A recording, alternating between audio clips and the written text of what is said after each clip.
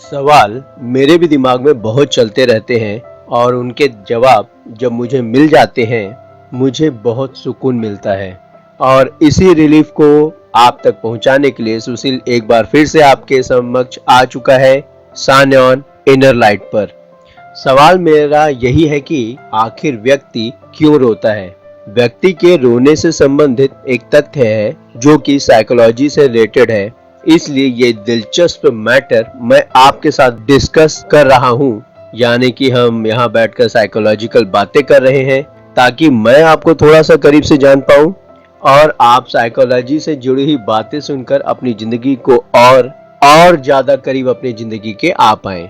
क्योंकि ऐसा कहा जाता है कि इंसान दूसरे को समझने में अपनी सारी जिंदगी लगा देता है और अपने बारे में वो कभी नहीं सोचता, न ही अपने मन की कभी सुनता है। ये सारी चीजें और ये सब सवाल क्यों उत्पन्न होते हैं, क्यों हम छोटी छोटी एक्टिविटी में हम रिएक्ट करते हैं, आपने खुद को समझने की कोशिश ही नहीं की। दैट्स वाई आप अपने आप को अकेला पाते हैं। अगर आपके साथ भी ऐसा होता है तो आप ये सारी बातें सुनते जाओ और साथ ही साथ अपने सवालों को आप आसानी से हल करते चले जाएं। ये सवाल है कि इंसान आखिरकार क्यों रोता है। जैसा कि मैंने कहा कि इससे संबंधित भी एक तथ्य है जो उसके रोने का कारण व्यक्त कर सकता है। इससे आप जान सकते हैं कि सामने वाला व्यक्ति अपने रोने का कारण सही बता रहा है या फिर गलत।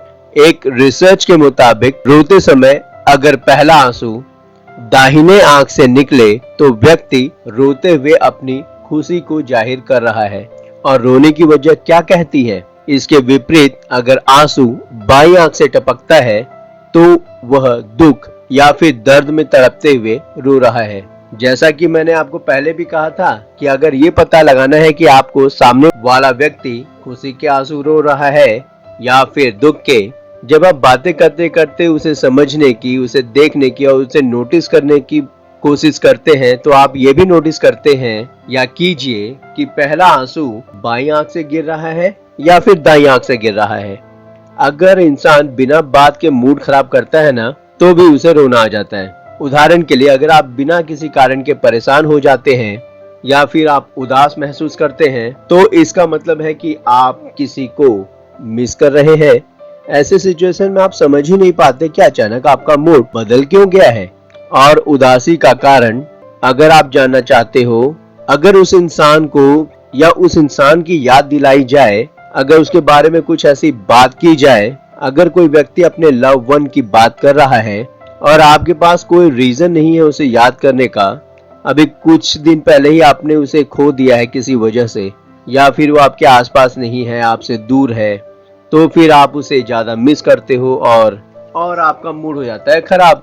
आप अपने उदासी का कारण समझ नहीं पाते हैं। किसी के बारे में जागते हुए भी सपने देखते रहना या फिर सोचते रहना, किसी की बात में जरा सा जिक्र होने पर अपना मूड खराब कर लेना, तो ये भी यह बात को दर्शाता है कि आप उस इंसान को बहुत ज्यादा मिस कर रहे हो।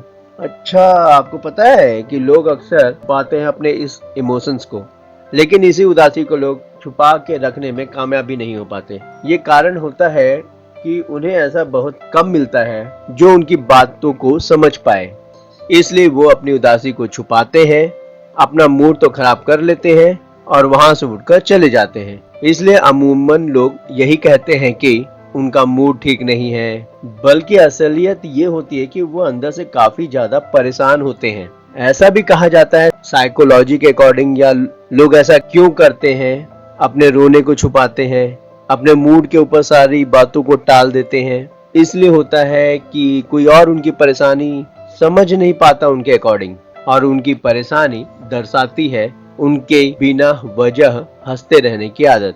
अगर आपने कभी नोटिस किया हो कि अगर आप किसी व्यक्ति से पूछ रहे हो आर यू ऑल राइट, और वो ओवर हैप्पी होकर yes I am perfectly fine ऐसा वाला रिप्लाई कर रहा है ना, तो आप समझ जाइए कि वो बहुत ज्यादा परेशान है एक्चुअली, और वो अपनी परेशानी को छुपाने की कोशिश कर रहे हैं इस हंसी के तले।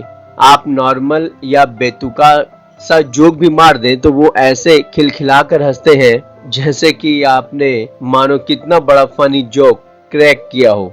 तो ऐसे लोग अंदर से बहुत ज्यादा परेशान होते हैं। ये साइकोलॉजी 100% स्टैम्प रेट के साथ होती है। रिसर्चर का मानना है कि अंदर से बेहद उदास लोग अक्सर सामान्य से मजाक पर भी खुलकर हंस देते हैं, क्योंकि वो अपने आप को दुखी पोर्ट्रे नहीं करना चाहते। और साइकोलॉजी ये भी कहती है कि इमोशंस या रोने धोने के पीछे या फिर मूड खराब होने के पीछे एक ये भी रीजन होता है कि जब उन्हें धोखा मिलता है। खैर, ये तो व्यक्ति के इमोशन से जुड़े हुए राज हैं, लेकिन कुछ फैक्ट्स उनकी आदतों से भी जुड़े हुए होते हैं जो उसके व्यक्तित्व को बखूबी दिखाते हैं। उदाहरण के लिए, जो अक्सर दूसरों को धोखा देते हैं ना, उन्हें अक्सर हमेशा किसी न किसी से मिलने वाले धोखे का आभास होता रहता है। अगर आप किसी को चीट करने की कोशिश कर रहे हैं, या फिर आप सोच रहे हैं किसी को चीट करने के बारे में,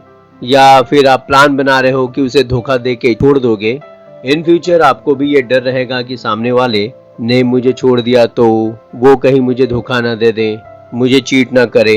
क्योंकि आप खुद ही जिस काम को कर रहे होते हो, आपके मन में वैसा एक डर सा बैठा रहता है, इसीलिए आप झूठ के बदले झूठ बोलते जाते हो। इतना ही नहीं, जिसे हर छोटी छोटी बातों पर झूठ बोलने की आदत होती है ना, उन्हें सारी दुनिया ही झूठी नजर आती है। इसलिए कई बार हमारे पेरेंट्स भी बोल देते हैं, हाँ तू तो झूठ बोलता है, इसलिए तुझे सारे सामने वाले भी झूठे ही नजर आते हैं।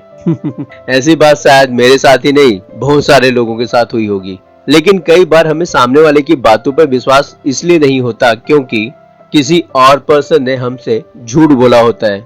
उन्हें अपनी तरह ये बार बार महसूस होता रहता है कि सामने वाला इंसान उनसे हो ना हो झूठ बोल रहा हो। अच्छा, आप पता कैसे लगा सकते हैं इस बात का? तो लोगों के आप इसी व्यक्तित्व को पहचान भी सकते हो। झूठ की तरह अगर आपको ये भी पता लगाना हो कि सामने वाला कोई बात छुपा तो नहीं रहा, तो इसका भी एक तरीका है। और वो तरीका क्या है, ये आपको पता चलेगा थोड़ी ही देर में, यानी कि हमारे अगले एपिसोड में, जो कि सुशील लेकर आएगा आपके लिए साइकोलॉजिकल फैक्ट्स प्रोग्राम में, सिर्फ और सिर्फ सान्यान इनर लाइट पर। सुनते रहिए और चैनल को सब्सक्राइब करना ना भूलिएगा। नोटिफिकेशन में जाकर ऑल का ऑप्शन दबाना बिल्कुल ना भूलें।